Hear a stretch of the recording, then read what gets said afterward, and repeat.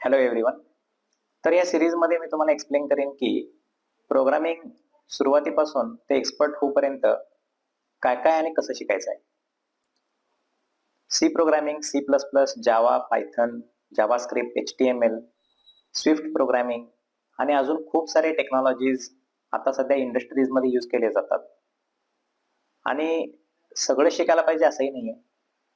तर सुरुवात तुम्ही फाउंडेशन पासून करण्यासाठी variables, data types, condition checking, looping, data collection, sorting, searching हे जे अल्गोरिदम्स आहेत हे सी लँग्वेज, पायथन सारख्या कोडिंग लँग्वेजेसच्या मदतीनं खूप पटकन शिकता येतं. मी तुम्हाला सजेस्ट करेन की तुम्ही C language, C plus plus, data स्ट्रक्चर्सच्या माध्यमातून स्वतःचं फाउंडेशन व्यवस्थित करा, तुम्ही एक्सपर्ट बना आणि त्याचे स्टेप्स देखील ह्या प्लेलिस्टमध्ये तुम्हाला मिळतील. अगदी खूप कमी वेळेमध्ये तुम्ही पूर्ण फाउंडेशन, अल्गोरिदम, डेटा स्ट्रक्चर्स हे अगदी एक्सपिरियन्स्ड डेव्हलपर पद्धतीनं कोडिंग करायला शिकाल. तुम्हाला वेळ द्यायला लागेल, कन्सिस्टन्सी ठेवायला लागेल, पेशन्स ठेवायला लागतील आणि ही प्लेलिस्ट देखील फॉलो करायला लागेल. पण मी कमिट करतो की तुम्ही खूप चांगलं कोडिंग हे येणाऱ्या वेळेमध्ये करणार आहात. तर सुरुवात जी आहे तर ते आपण सी लँग्वेज पासून करूयात. सी लँग्वेज हे शिकण्यापूर्वी एक हिस्ट्री देखील तुम्ही पहिल्यांदा नोट डाऊन करून घ्या आणि मला फॉलो देखील करा. तर कॉम्प्युटरला फक्त बायनरी लँग्वेज समजतं. जसं आपण आपल्या नेटिव्ह लँग्वेजमध्ये एकमेकांशी कन्व्हर्सेशन करतो, काही वेळेला आपण हिंदीमध्ये, काही वेळेला मराठीमध्ये, ठीक आहे. तर एक लँग्वेज जी आहे ती आपण फॉलो करतो. लँग्वेज हे एक मीडियम आहे कम्युनिकेशनसाठी. कम्प्युटरला देखील स्वतःची भाषा आहे आणि ही भाषा म्हणजेच बायनरी लँग्वेज आहे. आपल्या लँग्वेजेसमध्ये ग्रामर आहे, तसंच वर्ब्स आहेत, प्रोनाउन्सेस आहेत आणि स्वर आहे. तर वेगवेगळे रूल्स फॉलो करून आपण ह्या कन्व्हर्सेशनला मिनिंगफुल बनवत जातो. तर बायनरीच्या बाबतीमध्ये मात्र अनफॉर्च्युनेटली असं काही नाही आहे, कारण बायनरी लँग्वेज ही फक्त 2 डिजिट्सनी बनते, 0 आणि 1. इलेक्ट्रॉनिक भाषा आहे ही आणि इलेक्ट्रॉनिक्समध्ये 0चं मिनिंग ऑफ किंवा फॉल्स आणि 1चं मिनिंग ट्रू किंवा ऑन असं असतं. तर कम्प्युटर हे एक इलेक्ट्रॉनिक मशीन आहे आणि ह्या इलेक्ट्रॉनिक मशीनला फक्त त्याची स्वतःची भाषा समजते. पण हे चॅलेंजिंग आहे. तुम्ही 0 आणि 1चा यूज करून फक्त कम्युनिकेशन कसं करणार? तुम्ही जसं तुमच्या नेटिव्ह लँग्वेजमध्ये मिनिंगफुल कन्व्हर्सेशन्स करता, फार फास्ट तुम्ही विचार करता, एकमेकांशी डिस्कशन करता आणि समोरच्याला तुम्ही सांगितलेलं समजतं, तो कंपाईल करू शकतो आणि तो त्याला एक्झिक्यूट करू शकतो, तो त्याला रिस्पॉन्ड करू शकतो.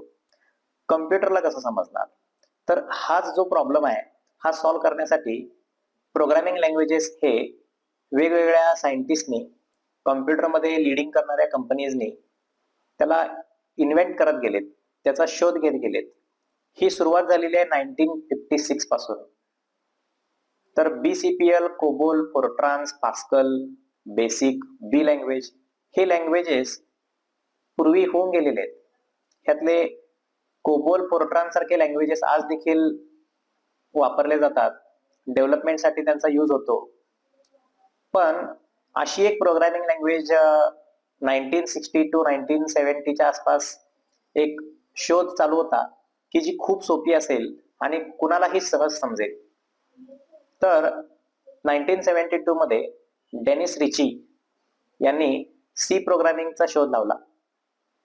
तर सी प्रोग्रामिंग ही फक्त सोपीच नाही आहे, तर इतर प्रोग्रामिंग लँग्वेजेससाठी एक सुरुवात आहे.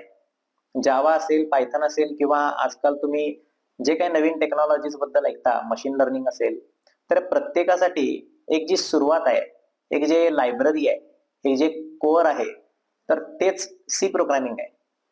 तुम्ही जर सी प्रोग्रामिंग आणि ऑब्जेक्ट ओरिएंटेड प्रोग्रामिंग लँग्वेज यालाच सी प्लस प्लस म्हणून पण ओळखलं जातं.